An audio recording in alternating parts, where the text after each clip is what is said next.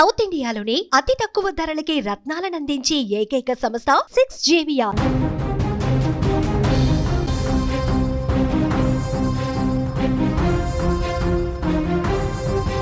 తమిళనాడు రాజకీయాలలో సరికొత్త శకం మొదలైంది. తమిళ అగ్ర కథానాయకుడిగా కోట్లాది మంది హృదయాలను గెలుచుకున్న దళపతి విజయ్ ఇప్పుడు తమిళనాడు నూతన ముఖ్యమంత్రిగా తన రాజకీయ సత్తా ఏంటో చూపిస్తున్నారు.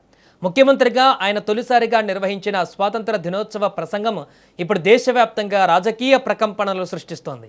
చెన్నైలోని చారిత్రాత్మక ఫోర్ట్ సెయింట్ జార్జ్లో జాతీయ జెండాను ఆవిష్కరించిన విజయ్ తనదైన శైలిలో రాజకీయ ప్రత్యర్థులకు గట్టి వార్నింగ్ ఇస్తూ సంచలన ప్రకటనలు చేశారు.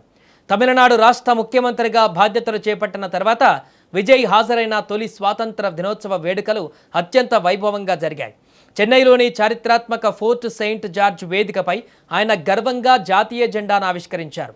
పోలీసుల నుంచి గౌరవ వందనం స్వీకరించిన అనంతరము ఆయన ప్రజలను ఉద్దేశించి ప్రసంగించారు. ఈ సందర్భంగా మాట్లాడిన విజయ్ రాజకీయ ప్రత్యర్థులకు మరియు అవినీతి పరులకు బలమైన హెచ్చరికలు జారీ చేశారు. బ్రిటిషర్ల చెర నుంచి దేశానికి స్వాతంత్రం వస్తే సరిపోదు, రాష్ట్రంలో వేళ్ళూనుకున్న అవినీతిని అంతమొందించడం కూడా ఒక రెండవ స్వాతంత్ర పోరాటం లాంటిదే అని స్పష్టం చేశారు. ప్రభుత్వ వ్యవస్థలలో అవినీతిని ఏమాత్రం సహించేది లేదని తేల్చి చెప్పారు. రాష్ట్రాభివృద్ధిలో జెన్జెడ్ మరియు యువతదే కీలక పాత్ర అని ముఖ్యమంత్రి విజయ్ స్పష్టం చేశారు. యువత తలుచుకుంటే సమాజంలో ఎలాంటి మార్పైనా సాధించగలరని ఆయన కొనియాడారు.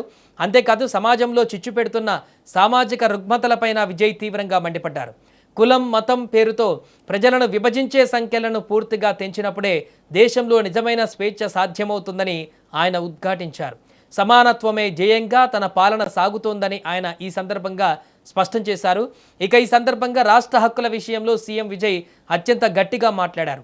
కేంద్ర ప్రభుత్వంతో పరిపాలనాపరమైన సహకారం ఎంత ముఖ్యమో చెబుతూనే రాష్ట్ర ప్రయోజనాలకు విఘాతం కలిగించే ఏ చర్యలనైనా సరే తీవ్రంగా నిరోధిస్తామని హెచ్చరించారు.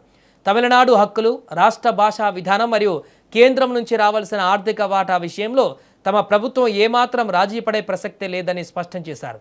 ఫెడరల్ స్ఫూర్తిని కాపాడుకుంటూనే రాష్ట్ర ప్రయోజనాల కోసం ఎంతవరకైనా వెళతామని తేల్చి చెప్పడం ద్వారా ఇక దేశం కోసం ప్రాణాలర్పించిన పోరాడినటువంటి స్వాతంత్ర సమరయోధులకు ఇచ్చే నెలవారీ పింఛన్ను ఏకంగా 23,000కు పెంచుతున్నట్లు విజయ్ ప్రకటించారు.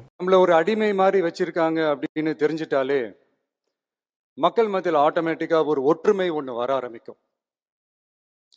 எல்லாரும் ஒரே மாதிரி யோசிச்சு ஒன்று சேர ஆரம்பிப்பாங்க.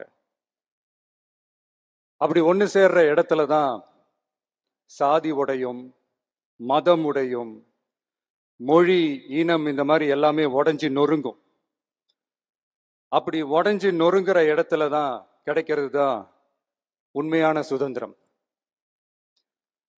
அதுதான் நம்ம மகாத்மா காந்திஜி அவர்கள் அவங்களுடைய தலைமையில் 1947 இதே இந்த ஆகஸ்ட் 15ஆம் தேதி நமக்கு அந்த சுதந்திரம் கிடைச்சிது. இன்னைக்கு நம்ம எல்லாரும் அந்த சுதந்திரத்தை கெட்டியாக பிடிச்சிக்கிட்டு படிப்படியாக டெவலப் ஆகி வந்துக்கிட்டே இருக்கிறோம். அந்த டெவலப்மெண்ட்ஸை அடுத்தடுத்த கட்டத்துக்கு கொண்டு போக வேண்டியது நம்ம எல்லாருடைய ஒரு கடமையும் கூட. இந்த நேரத்தில் நம்ம தமிழ்நாட்டை லஞ்சத்திலேருந்து ஊழல்லேருந்து காப்பாற்றுறதும் ஒரு மிகப்பெரிய ஒரு விடுதலைக்கு சமமான ஒரு விஷயம்தான்.